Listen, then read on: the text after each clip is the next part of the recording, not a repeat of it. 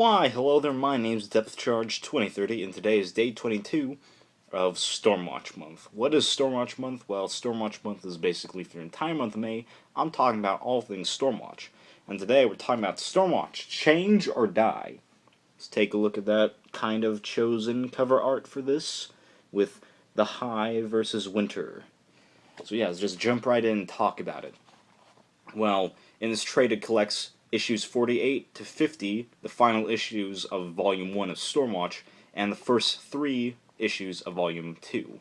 All of which are written by Warren Ellis. Heck yeah. Basically, the only 5 real trades of the original Stormwatch are all composed of Warren Ellis's run. Or else, I'd have all of them, but sadly they've only collected Warren Ellis's run.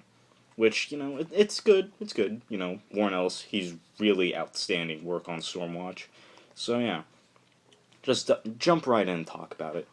Basically, the first story arc in this, trade just focuses around this group called the Changers. They want to change the world. They're led by this guy, the High, see him right there on his TV screen. And basically, they're doing a lot of stuff. They want to change the world. They just want to make the world a better place. But Henry Bendix, he doesn't want that. He wants to change the world for how he sees fit. So he's like, the High interferes with his plans. So basically he's just waging war against the Changers. He sends down, when the High visits the UN Capitol building to burn down all of their flags, he just sends down Stormwatch Prime, but he beats the living crap out of all of them, even Winter. Take a look at Winter getting kicked right there. Oh! And at the same time, Jenny Sparks, she was attacked by one of the Changers named Blind, and she's basically going through her own story arc, because she and the High, they've known each other for a long time. The High is basically their version of Superman. He's been on Earth for, at least a good century or so. And so he's just been doing his own thing until he's been popping up left and right every once in a while. Usually, spoken word is how they know about him. But he is a real person, and that he has ties to Jenny Sparks. They've worked together. And if she'd known he was still around, then she'd be actually working with him. But not all things are going well for the Changers. They've got their own players who are doing their own thing, while some of their players, like this character Smoker, truly working towards a better world.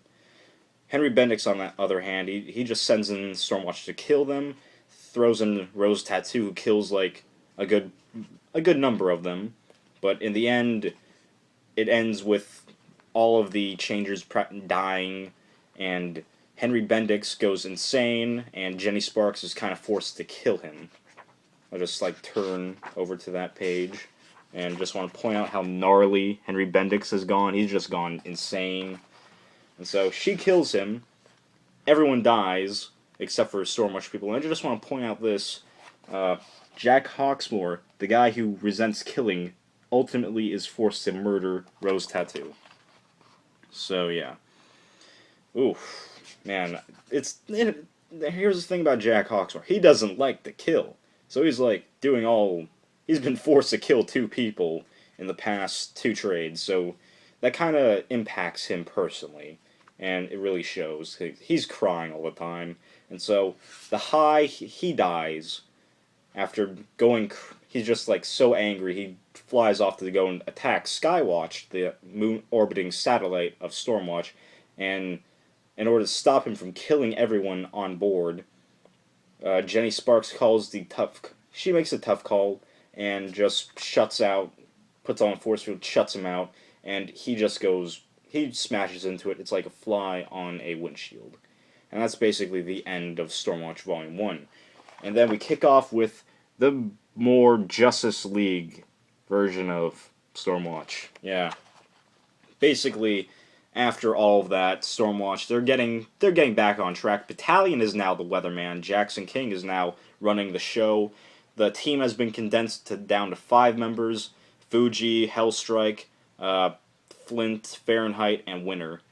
And then Jenny Sparks, Jack Hawksmoor, and Swift, they're like in the dark. They're like an off the books team again, except they truly are off the books. Like Jackson, he's like saying, "Oh no, they don't exist. They don't, they aren't playing, I have no affiliation with these people that you say work for me." And so during the course of the story, sorry about that, my dogs were barking and I had to go take a look at that.